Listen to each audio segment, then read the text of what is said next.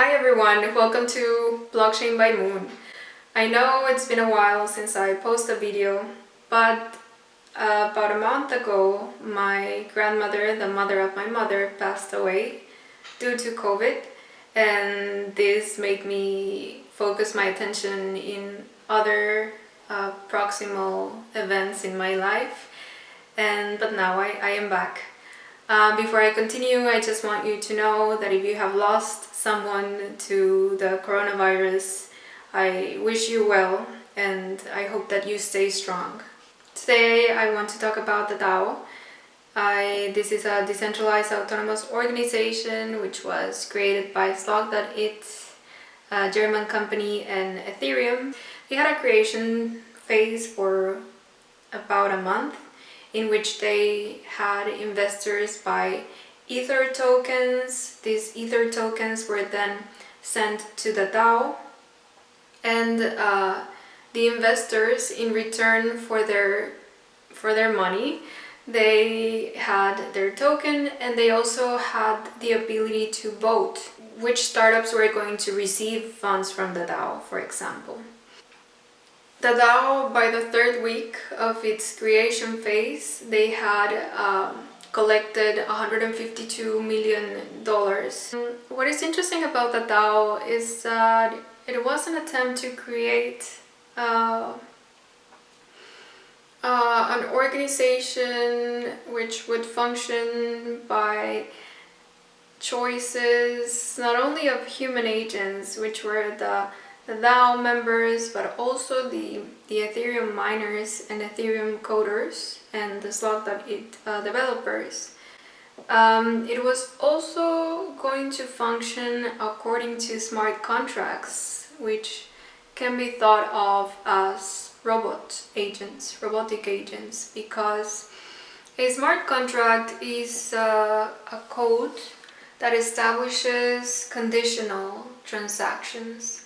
The smart contracts can be seen as a robot, but since the DAO also depended on the consensus created by the votes of the investors that were members of the DAO, there was this interaction between smart contracts or robot agents and human agents. I haven't talked about the startups that were interested in getting funding by the DAO. And there was another more alternative project called the DAO for Whales. And this was an academic project. They wanted to provide the whales of the Pacific agency through the blockchain Ethereum and through the DAO.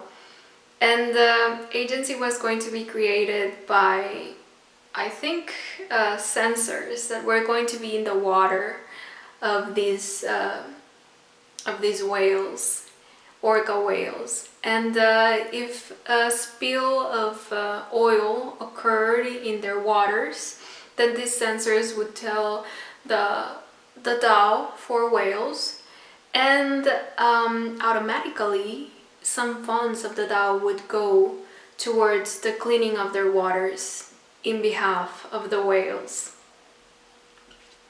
It is a very interesting hippie crack I think they ate when they were thinking about this. I think the DAO was a first attempt to create an almost non-hierarchical organization. By the end of the creation phase, there were scholars who criticized some errors, technical errors in the code of the DAO, and they even said that the DAO could be hacked. Very quickly, people from Slog.it announced that there was going to be an update on the software of the DAO, and if that happened on a Monday, they still had to wait for the investors to agree on changing the program of the DAO, right? Because that was part of the structural organization of this project. And also they had to wait for the miners of Ethereum to make those changes on the code. And by the end of the week, on a Friday, someone on Reddit said, hey, I think the DAO is getting funneled. And indeed, there was about 30% of the Ether tokens from the DAO that were moved towards a different place. It is a very secure blockchain, so you cannot move money just like that. But some other Ethereum miners did not agree to make this change, and what happened is they created a bifurcation on the blockchain. And that is why there exists Ethereum Classic and Ethereum. So Ethereum Classic is a much cheaper token, and it represents that chain that was not updated by some miners of Ethereum in 2016.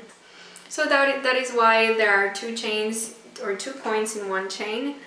Many people were upset because one of the selling points of the blockchain is that it creates a distributed ledger which is immutable. Immutable means that you cannot make any changes on the blockchain. But it is interesting to find out about the possibilities that can be enabled through the blockchain of Ethereum specifically, which is different to Bitcoin because they are proposing using these conditional programs called smart contracts in order to automate transactions.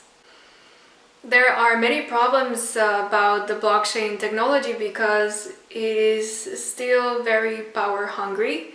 There are regions that are better for miners, like Texas, which depends on more environmentally friendly type of electricity than oil.